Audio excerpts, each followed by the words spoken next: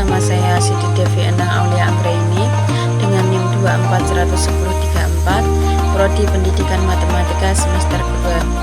Di sini saya akan menjelaskan atau menjawab soal latihan bab 4 yang menjelaskan tentang fikih aswaja. Soal yang pertama saya akan menjawab soal nomor 4 dulu, yaitu jelaskan pendapat Musawwibah tentang kebenaran dalam ijtihad. Pendapat Musawwibah dalam kebenaran al-ijtihad yaitu semua mujtahid besar dalam ijtihadnya, sebab perintah Allah kepada mujtahid dalam permasalahan yang tidak ada nas qot'i atau penunjukan lafal atas maknanya dalam dipastikan bukankah mengikuti kebenaran, akan tetapi mengikuti perkara yang menurut dugaan mujtahid perkara itu benar. Menurut mereka tidak mungkin Allah mentaklif hambanya untuk mengikuti kebenaran pada dalil yang diberikan kepada mereka, yaitu adalah dalil yang tidak jelas dapat dipahami secara ganda. Misalnya ada seseorang diperintahkan berjalan ke arah barat setiap pagi. Ternyata orang yang diperintahkan tersebut tidak pagi harinya berjalan ke arah selatan, sebab ia menduga bahwa arah selatan adalah arah barat. Maka orang ini dibenarkan dan ia sudah dianggap menjalankan perintah, sebab ia sudah mengikuti dugaannya. Adapun soal yang kelima, yaitu apabila terdapat perbedaan pendapat antara imam madhab, pendapat mana yang harus kita ikut?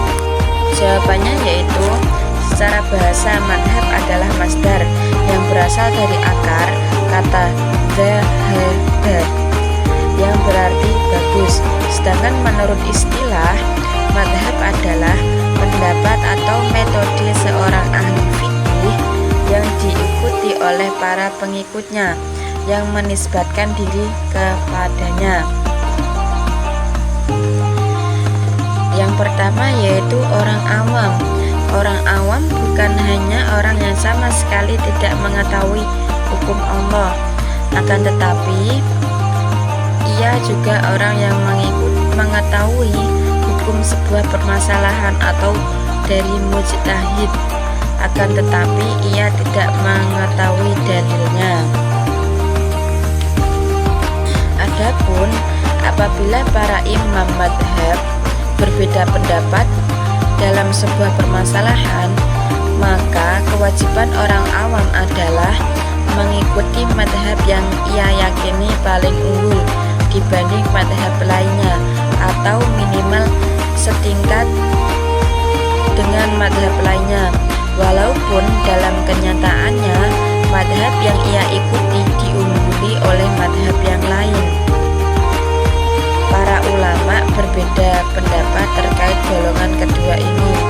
Yang kedua yaitu orang yang pandai agama namun belum sampai ke derajat mujtahid.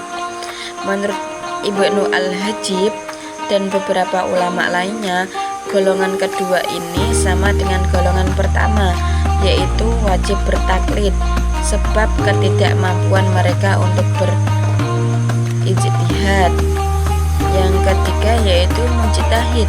Adapun bagi mujtahid, maka ia wajib berijtihad dan tidak boleh bertaklid kepada yang mujtahid yang lain, walaupun mujtahid yang diikuti tersebut adalah sahabat.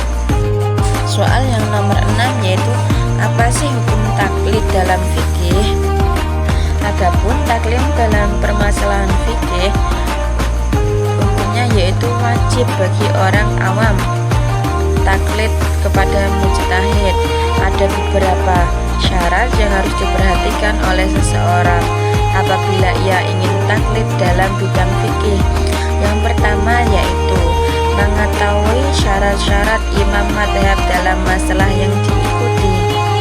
Yang kedua yaitu tidak berdampak pembatalan keputusan qadhi atau hakim, sebab keputusan qadhi hanya dapat terbatalkan apabila bertentangan dengan nas, ijma, dan qiyas jali.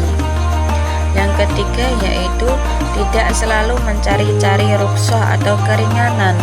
Yang keempat yaitu tidak mentaklid. Soal yang ketujuh yaitu apa yang dimaksud dengan talfik? Berikan contoh dan jelaskan hukumnya. Talfik adalah mencampur adukan dua pendapat sekiranya dari percampuran itu menimbulkan hukum baru yang tidak dikatakan oleh dua imam. Yang dicampur adukan pendapatnya, seperti seorang wudhu dengan mengusap sebagian kepala dengan taklid kepada Imam Syafi'i dan menyentuh lawan jenis yang bukan mahram tanpa syahwat dengan taklid kepada Imam Malik, lalu orang tersebut sholat. Baik menurut Imam Syafi'i ataupun Imam Maliki, keduanya sepakat tidak mengesahkan sholat orang seperti kasus tersebut. Sepakat alasan Imam Syafi'i sholat orang tersebut tidak sah sebab menyentuh lawan jenis tanpa syahwat, dan alasan Imam Malik sebab orang tersebut tidak mengusap seluruh kepalanya melainkan hanya sebagian kepala. Dan ini tambahan, saya akan menjelaskan tentang atau menyebutkan tentang madhab-madhab dalam fikih. Madhab fikih mulai bermunculan di awal abad ke-2 Hijriah hingga pertengahan abad ke-4 Hijriah. Setidaknya terdapat 13 mujtahid yang madhabnya terbukukan saat itu. Yang pertama yaitu Sufyan bin Uyainah, wafat pada tahun 198 Hijriah di Makkah. Yang kedua yaitu Malik bin Anas, wafat pada tahun 179 Hijriah di Madinah. Yang ketiga yaitu Al-Hasan Al-Basri, beliau wafat pada tahun 110 Hijriah di Basrah. Yang keempat yaitu Abu Hanifah Al-Nu'man bin Thabit, beliau wafat pada tahun 150 Hijriah di Kufah. Yang kelima yaitu Sufyan Al-Thawri, beliau wafat pada tahun 161 Hijriah di Kufah. Yang keenam yaitu Abd Al-Rahman Al-Uzai'i, beliau wafat pada tahun 157 Hijriah di Syam. Yang ketujuh yaitu Muhammad bin Idris Al-Syafi'i, beliau wafat pada tahun 205 Hijriah di Mesir. Yang kedelapan yaitu Laith bin Sa'ad, wafat pada tahun 175 Hijriah di Mesir.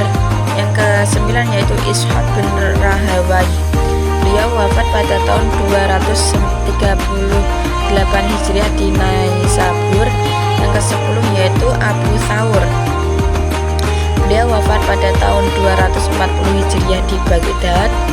Yang ke-11 yaitu Ahmad bin Hanbal, beliau wafat pada tahun 241 Hijriah di Baghdad. Yang ke-12 yaitu Dawud Al-Dahiri, beliau wafat pada tahun 270 Hijriah di Baghdad juga. Yang ke-13 yaitu Ibnu Jarir Al-Tabari, beliau wafat pada tahun 224 Hijriah juga di Baghdad.